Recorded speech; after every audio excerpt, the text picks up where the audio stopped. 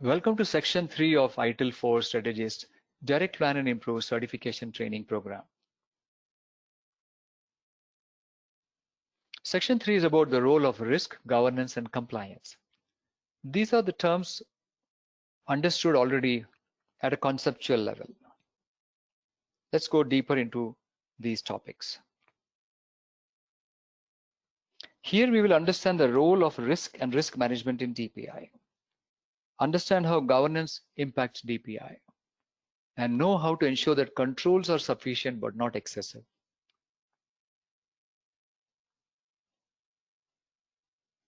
Risk and risk management. Risk management should be continuous and holistic. Risk information should be available when decisions are being made.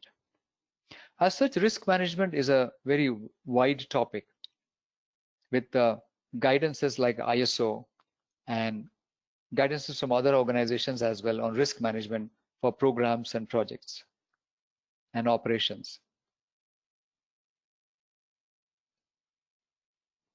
So the key message to begin with is it's not a one-time activity, but it's a continuous activity in any endeavor and in any organization to perform risk management continuously and in a holistic manner, considering all aspects.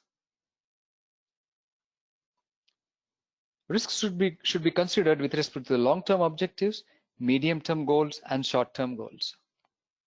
Long-term objectives.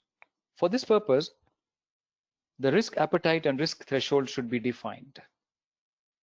As an example, for long-term risk, there could be economic fluctuation or some competition emerging when expanding the market globally during next 5 years for an organization. So that economic fluctuation or emerging competition over the next 5 years could be a risk.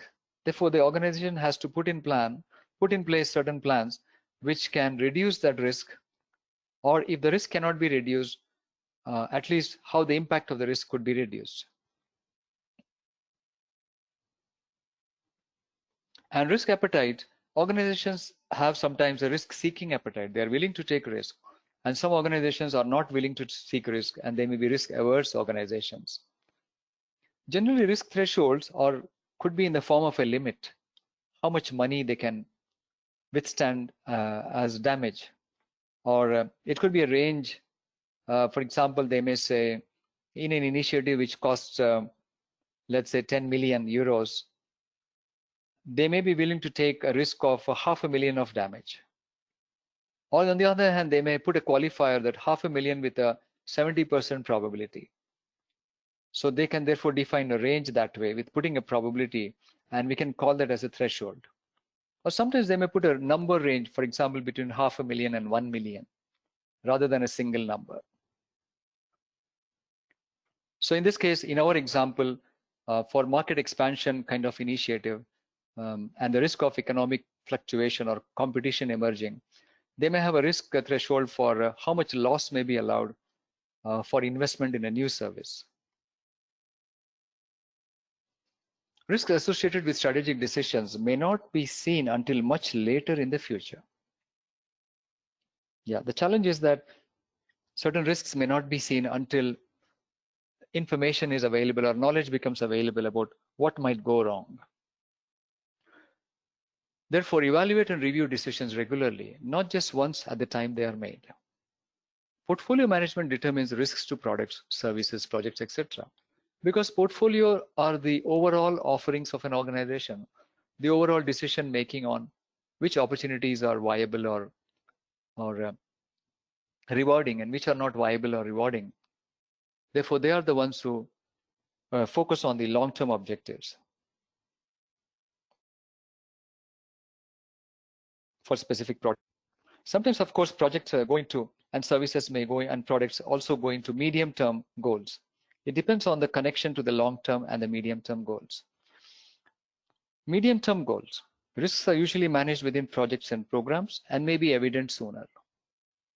An example of a medium-term risk would be a product release, which may be delayed because of sudden change of organizational priorities. So release 1 might have come out, release 2 might have come out, and there is a sudden change of priorities because of which release 3 may be delayed.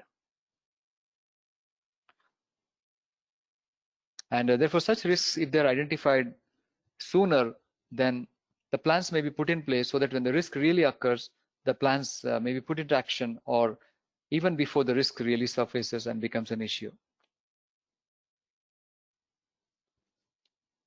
Lastly, we have the short-term goals, which relate to short-term risks. Operational risk management ensures service continuity, also supporting medium and long-term goals. Therefore, short-term management allows the medium-term management, which allows the long-term management with respect to goals, objectives, and risks. A short-term risk could be, as an example, a possible lack of proper response for certain incidents. There may be certain complex incidents where the response may not be okay. Therefore, an action may be planned for improving certain procedures or skill levels, competencies. When such incidents occur, then the risk of improper handling of such incidents may be reduced.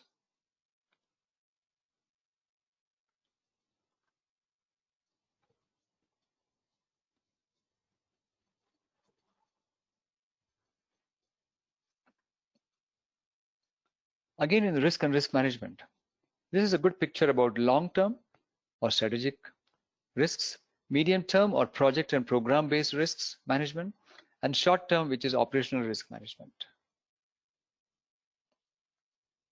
In line with the examples what we just discussed.